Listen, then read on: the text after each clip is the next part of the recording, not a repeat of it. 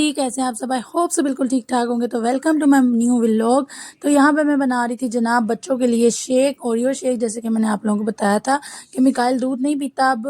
तो मैंने ना अब उसको ये वाला शेक बनाकर देना शुरू किया। बड़े शौक से पीता था, लेकिन आज इसका इससे भी दिल भर गया था। मुझे कहता है मम्मा नहीं, ये मत बनाया करें, मुझे ये पसंद नहीं है। पता नहीं, मुझे समझ नहीं आ रही बच्चों को क्या खिलाए बंदा। बच्चों को जो भी खिलाना-पिलाना हो, सम एक दफ़ा वो चीज़ खाते हैं, नेक्स्ट टाइम इनका माइंड चेंज हो चुका होता है कि हमने ये नहीं खाना। तो बस फिर मैंने दोबारा ये नहीं बनाया था, क्योंकि जो चीज़ बच्चे ना खाएँ फिर वो बार-बार बनाई भी नहीं जाती।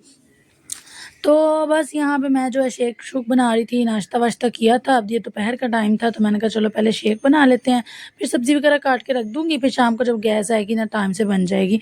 मैं ना गैस आने से पहले ही सब्ज़ी वगैरह रेडी करके रख लेती हूँ। ये होता है कि जब गैस आती है ना मैं फ़ौरन से बना लेती हूँ, क्योंकि कहीं जाना हो तो मुझे फटाफट ये टेंशन होती है, लो जी मेरा खाना नहीं बना हुआ, मैं क्या करूँ? ज़्यादातर मम्मा की तरफ ही जाना होता है, लेकिन फिर बड़ी परेशानी होती है कि अब मेरा खाना नहीं बना, मैं क्या करूँ ये वो। तो मैं ना अब टाइम से बना लेती हूँ, जो ही शाम को गैस आती है तो मैं कहती हूँ चलो खाना-शाना बन जाए।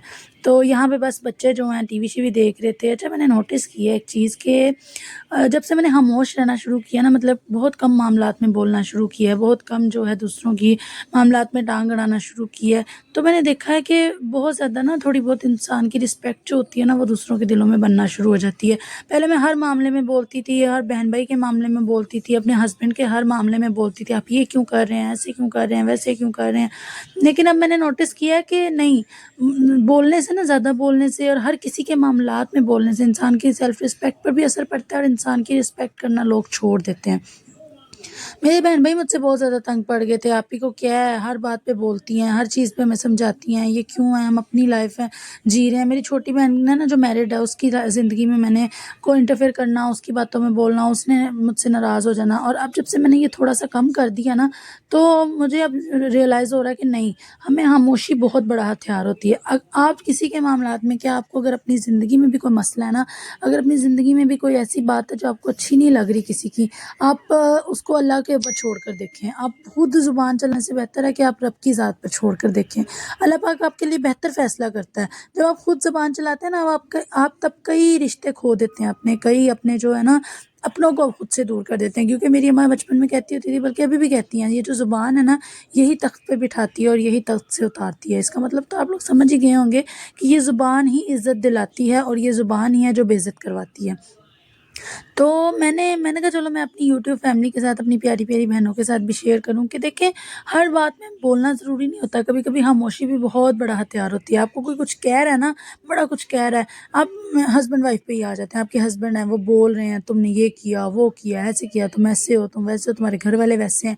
आप खामोश हैं, आप कुछ नहीं बोल रही। कितना बोलेंगे? 10 मिनट बोलेंगे, 20 मिनट बोलेंगे, आधा घंटा बोलेंगे। आखिर वो कहेंगे कि मैं दीवार के साथ बातें कर रहा हूँ, जब वो तो मुझे किसी चीज़ का जवाब दे नहीं रही, मैं क्यों उसको टॉर्चर कर रहा हूँ। मेरे हस्बैंड ऐसे ही थे, मैंने जब उन्होंने बोलना मैंने पलट के जवाब देना, फिर उन्होंने बोलना मैंने जवाब देना, और हमारा ना काफ़ी ज़्यादा उस बात पे ना जवाब देने के चक्करों में बहुत ज़्यादा लड़ाई चली जानी, इस हद तक के छोड़ने छुड़ाने पे बात आ जानी। लेकिन अब जब से मैंने उनको किसी चीज़ का जवाब देना बंद किया ना, वो अगर वो कुछ मुझे डांट भी रहे होते हैं ना, तो वो हद 1-2 मिनट वो चुप हो जाते हैं, जब मैं जवाब नहीं ना देती। और जब मैं जवाब देती थी ना, तो वो घंटों घंटों हमारी लड़ाई चलती थी। तो आप भी कोशिश किया करें कि जो अगर आपको किसी की कोई बात बुरी भी लग रही है ना, आप अपने दिल में रख के देखें, अपने दिल पे रख दें और कहें कि या अल्लाह पाक, अगर ये गलत है तो आप इसका बेहतर फ़ैसला करें, अगर ये नहीं गलत तो भी आप इसका बेहतर फ़ैसला करें, तो मुझे बताएँ रास्ता। ये बहुत बड़ा हल है। खामोशी बहुत बड़ा हथियार है। चुप रहना थोड़ा मुश्किल होता है, लेकिन कोशिश करके देखें, इससे आप लोगों का बहुत सारा फ़ायदा होने वाला है। तो बस जनाब, यहाँ पे मैं बना रही थी मटर और आलू वाला पुलाव मज़ेदार सा, लेकिन ना मटर नहीं गले थे, पता नहीं क्यों, क्या मसला हुआ था। शायद न्यू हैं, पुराने हैं, मुझे इस चीज़ का तो अंदाज़ा नहीं है कि न्यू वाले गलते हैं कि पुराने वाले गलते हैं, लेकिन मटर मुझसे नहीं गले थे। चलें, इसकी भी रेसिपी आप लोगों के साथ शेयर कर देती हूँ। यहाँ पे मैंने लिया था एक बड़े साइज़ का प्याज़, उसको हल्का ब्राउन करने के बाद मैंने इसमें गरम मसाला ऐड किया। उसको थोड़ा-सा पकाने के बाद, सौते करने के बाद, मैंने इसमें 1 टेबलस्पून लहसुन अदरक की पेस्ट, उसके बाद 1 छोटे साइज़ का टमाटर ऐड किया था। उसके बाद मैंने हिस्ब ज़रूरत स्पाइसेस ऐड किए थे। हिस्ब ज़रूरत इतने कि 1 टीस्पून मैंने मिर्चों की ऐड की थी, 2 टीस्पून मैंने नमक के ऐड किए थे और थोड़ी-सी मैंने सूखी मेथी ऐड की थी। वो ऑप्शनल है, मुझे पसंद है, मैं इसलिए ऐड करती हूँ। आपने नहीं करनी तो ना करें बेशक, ठीक है। उसके बाद मैंने इसको थोड़ा-सा भुना था। भुनाई करने के बाद मसाले की मैंने इसमें ऐड कर दिए थे अपने आलू और मटर, और सब मटरों के बीच में मैंने लंबी-लंबी सब्ज़ मिर्चें भी काट के डाल दी थी, ठीक है। अब इसकी अच्छे से बुनाई करने के बाद जब मसाला आपस में रच मच जाए, तो ये जो गिलास आप लोग देख रहे हैं, ये मेरा 2.5 गिलास चावलों का था, तो मैंने 5 गिलास इसमें पानी ऐड किए थे। क्योंकि अगर आपने टाइम से चावल भिगोए हों तो बेशक आप उतना जितना पानी है उतना ही आधा गिलास ऊपर रख के पानी ऐड कर सकते हैं। लेकिन अगर आपने चावल बनाते ही, खाना बनाते ही साथ ही भिगोए हैं, तो फिर आपने बराबर का पानी ऐड करना है, ठीक है।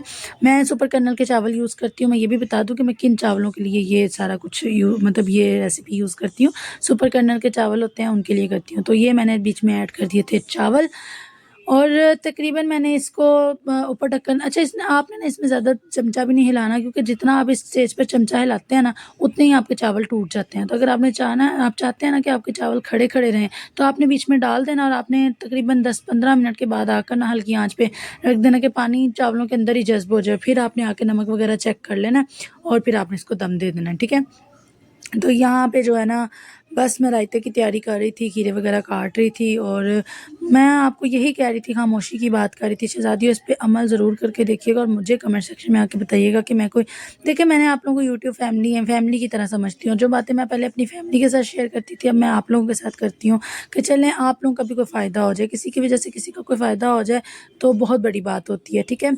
तो बस यहाँ पे मटर पुलाव जो है बन रहा था, बड़ा मज़ेदार होता है सर्दियों में। अक भी बंदा बड़ी जल्दी जाता है, लेकिन ये है कि बनता भी बड़े मज़ेदार है। अच्छा, एक और चीज़ मैंने आप लोगों के साथ शेयर करनी थी, कि देखें हम कभी-कभार सोचते हैं ना कि या अल्लाह पाक हमारी ज़िंदगी में कोई ऐसे इंसान आते हैं, कोई किसी भी रूप में, किसी दोस्त के रूप में, कुछ लोगों की पहले शादियाँ हुई होती हैं उस रूप में, कुछ लोगों के फ्रेंड्स होते हैं, कुछ लोगों के पास बड़े सारे ऐसे लोग होते हैं जो किसी के साथ रिश्ता नहीं भी होता, तो वो ज़िंदगी में आते हैं और फिर चले जाते हैं, और हम लोग बड़ा रोते हैं उनके पीछे, हम बड़ा जो है अपने आप को सूली लटकाने तक पहुँच जाते हैं। लेकिन हर इंसान अगर आपकी ज़िंदगी में आता है ना, तो आपको एक सीख देकर जाता है। आपको कोई ना कोई उस जो है ना, कुछ लोग किसी की वजह से तहज्जुद गुज़ार बन जाते हैं, मतलब वो किसी को माँगने के लिए तहज्जुद पढ़ना शुरू करते हैं, वो तो किसी और का हो जाता है, लेकिन उनको रब मिल जाता है, वो तहज्जुद गुज़ार हो जाते हैं। कुछ लोग जो हैं, आपको दुनिया में जो है, आप बड़े लोगों पे ट्रस्ट करने वाले होते हैं, लोगों के ऊपर एतबार करने वाले होते हैं, और वो आपको ये सिखा के चले जाते हैं, आपका एतबार तोड़ते हैं एक दफ़ा, दोबारा आप किसी पे यकीन नहीं कर पाते। आप इस चीज़ के लिए ना, एक मैच्योरिटी आ जाती है आपके अंदर। तो इसलिए कभी भी किसी के जाने पर उदास मत हुआ करें। ये सोचा करें कि एक तो अल्लाह पाक ने उसे हमारे नसीब में, या वो हमारा साथ उसका लिखा नहीं था, चाहे वो आपका दोस्त है, चाहे वो आपका कोई भी रिश्ता है, ठीक है, या रिश्ता नहीं भी है, तो ये सोचें कि वो आपके नसीब में लिखा ही नहीं था, उसका साथ आपका साथ लिखा ही नहीं था। और अगर वो दुनिया से कह रही हूँ, अगर वो आपकी ज़िंदगी से चला गया ना, तो सोचें कि पता नहीं इसमें कोई ना कोई अल्लाह पाक की मसलियत थी, वो मेरी ज़िंदगी में आया ही मुझे कुछ सिखाने के लिए था। तो बस ये ना, हर रिश्ते के लिए रोने धोने मत बैठ जाया करें। मुझे पता है कि हर रिश्ता बहुत अजीज़ होता है, कुछ दुनिया में आके बनते हैं, कुछ अल्लाह पाक ने पैदा होने से पहले बनाए होते हैं, दुनिया से चले जाएँ तो बड़ा मुश्किल होता है उनके बगैर सर्वाइव करना, मैं जान सकती हूँ।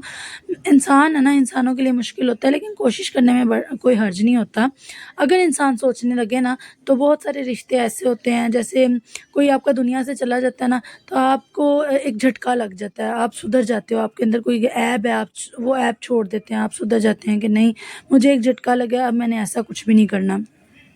अब मैं अगर कोई गलत राह पे चल रहा हूँ तो मैं ठीक हो जाऊँ। अब की औलाद को कोई ना कोई बीमारी लग जाती है, आप कुछ गलत कर रहे होते हैं, आप एकदम ठीक हो जाते हैं कि नहीं, मुझे मेरी औलाद सबसे ज़्यादा अज़ीज़ है, और आप ठीक होते हैं और आपकी औलाद भी ठीक हो जाती है। तो ये होता है कि कभी-कभार ना कुछ बातें और कुछ ऐसे लम्हात होते हैं जो अल्लाह पाक ने हमें सिखाने के लिए हमारी ज़िंदगी में जो है ना, कुछ चेंजिंग्स लाने के लिए डाले होते हैं। तो बस परेशान मत हुआ करें।